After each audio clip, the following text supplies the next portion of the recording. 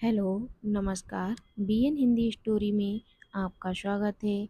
आज उपस्थित हुई हूँ एक नई कहानी के साथ। जयशंकर प्रसाद द्वारा लिखित मधुआ कहानी को प्रस्तुत करने जा रही हूँ।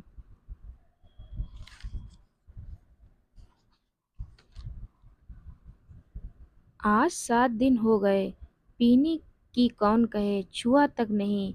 आज 7वां दिन है सरकार। तुम झूठे हो, अभी तो तुम्हारे कपड़े से महक आ रही है। वाह वाह, तो कई दिन हुए, 7 दिन से ऊपर कई दिन हुए। अंधेरे में बोतल उड़ने लगा, कपड़े पर गिर जाने से नशा भी ना आया। और आपको कहने को क्या कहूँ, सच मानिए, 7 दिन, ठीक 7 दिन से एक बूंद भी नहीं। ठाकुर सरदार सिंह हंसने लगे। लखनऊ में लड़का पढ़ता था, ठाकुर साहब भी कभी कभी वहीं आ जाते। उनको कहानी सुनने का चस्का था। खोजने पर यही शराबी मिला। वाह, रात को, दोपहर में, कभी कभी सवेरे भी आ जाता। अपनी लच्छेदार कहानी सुनाकर ठाकुर का मनोविनोद करता। ठाकुर ने हंसते हुए कहा, तो आज पिएंगे ना? झूठ कैसे कहूँ, आज तो जितना मिलेगा सबकी पीऊँगा। 7 दिन चने चबेने पर बिताए हैं, किस लिए? अद्भुत। 7 दिन पेट काट कर आज अच्छा भोजन ना करके तुम्हें पीने की सूझी है यह अभी? सरकार, मौज बहार की एक घड़ी एक लंबे दुखपूर्ण जीवन से अच्छी है। उसकी खुमारी में रूखे दिन काट लिए जा सकते हैं। अच्छा, दिन भर तुमने क्या क्या किया? मैंने, अच्छा सुनिए, सवेरे कोहरा पड़ता था, मेरे धुआं से कंबल सा, वह भी सूर के चारों ओर लिपटा था। हम दोनों मुंह छिपाए पड़े थे। ठाकुर साहब ने हंसकर कहा, अच्छा, तो इस मुंह छिपाने का कोई कारण?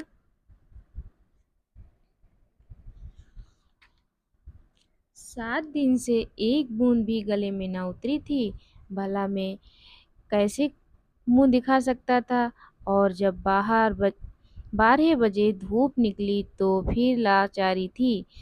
उठा हाथ मुंह धोने में जो दुख हुआ सरकार, हुआ क्या कहने की बात है। पास में पैसे बचे थे, चना चबाने से दांत भाग रहे थे। कटकटी लग रही थी। पराठे वाले के यहाँ पहुंचा, धीरे धीरे खाता रहा और अपने को सेंकता भी रहा। फिर गोमती किनारे चला गया। घूमते घूमते अंधेरा हो गया, बूंदें पड़ने लगीं। तब कहीं भागा और आपके पास आ गया। अच्छा, जो उस दिन तुमने गडरिये वाली कहानी सुनाई थी, जिसमें आसफाउद्दौला ने उसकी लड़की का आंचल भुने हुए भुट्टे के दानों के बदले मोतियों के भर दिया था, वह क्या सच है? सच, अरे वह गरीब लड़की भूख से उसे चबाकर थू थू करने लगी, रोने लगी। ऐसी निर्दयी दिल लगी बड़े लोग कर ही बैठते हैं। सुना है श्री रामचंद्र जी ने भी हनुमान से ऐसा ही। ठाकुर साहब ठा कर हंसने लगे। पेट पकड़कर हंसते हंसते लौट गए। सांस बटोरते हुए संभल कर बोले, और बड़प्पन किसे कहते हैं? कंगाल तो कंगाल, गधी लड़की। भला उसने कभी मोती देखे थे? चबाने लगी होगी। मैं सच कहता हूँ, आज तक तुमने जितनी कहानियां सुनाई सब में बड़ी टीस थी। शहजादों के दुखड़े रंग, महल की अभागिनी बेगमों के निष्फल प्रेम, करुण कथा का पीढ़ा सी भरी हुई कहानियां ही तुम्हें आती हैं। पर ऐसी हंसाने वाली कहानी और सुनाओ तो मैं तुम्हें अपने सामने ही बढ़िया शराब पिला सकता हूँ। सरकार, बूढ़ों से सुने हुए वे नवाबी के सोने से दिन, अमीरों की रंग रेलियां, दुखड़े की दर्द भरी आहें, रंग महलों में घुल घुल कर मरने वाली बेगमें अपने आप से सिर में चक्कर काटती रहती हैं। मैं उनकी पीड़ा से रोने लगता हूँ। अमीर कंगाल हो जाते हैं, बड़े बड़ों के घमंड चूर होकर धूल में मिल जाते हैं। तब भी दुनिया बड़ी पागल है। मैं उसके पागलपन को भूलने के लिए शराब पीने लगता हूँ सरकार, नहीं तो यह बुरी बला कौन अपने गले लगाता। ठाकुर साहब ऊँघने लगे थे। अंगीठी में कोयला दहक रहा था। शराबी सर्दी से ठुठुरा जा रहा था। वह हाथ सेंकने लगा। सहसा नींद से चौंक कर ठाकुर साहब ने कहा, अच्छा जाओ, मुझे नींद लग रही है। वाह देखो, 1 रुपया पड़ा है, उठा लो, लल्लू को भेजते जाओ। शराबी रुपया उठाकर धीरे से खिसका। उल्लू लल्लू ठाकुर साहब का जमादार था। उसे खोजते हुए जब वह फाटक पर की बगल वाली कोठरी के पास पहुंचा तो उसे सुकुमार कंठ से सिसकने का शब्द सुनाई पड़ा। हुआ खड़ा होकर सुनने लगा। तो सुअर रोता क्यों है? कुंवर साहब ने 2 ही लातें लगाई हैं, कोई गोली तो नहीं मार दी। कर्कश स्वर से लल्लू बोल रहा था, किंतु उत्तर में सिसकियों के साथ ही एकाध हिचकी सुनाई पड़ जाती थी।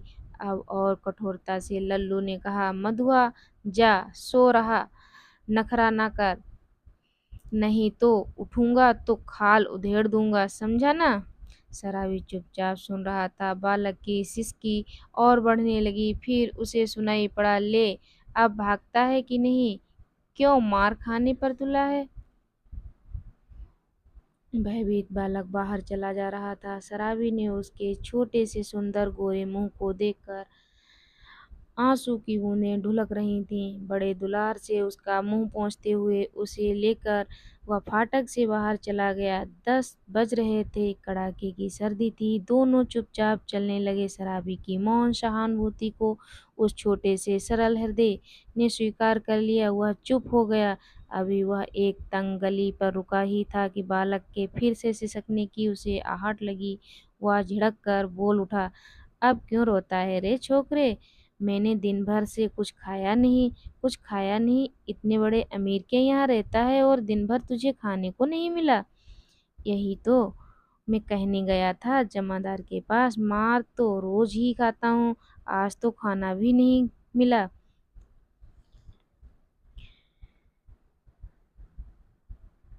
धन्यवाद। अगला भाग जल्द लेकर उपस्थित होंगी। तब तक के लिए धन्यवाद।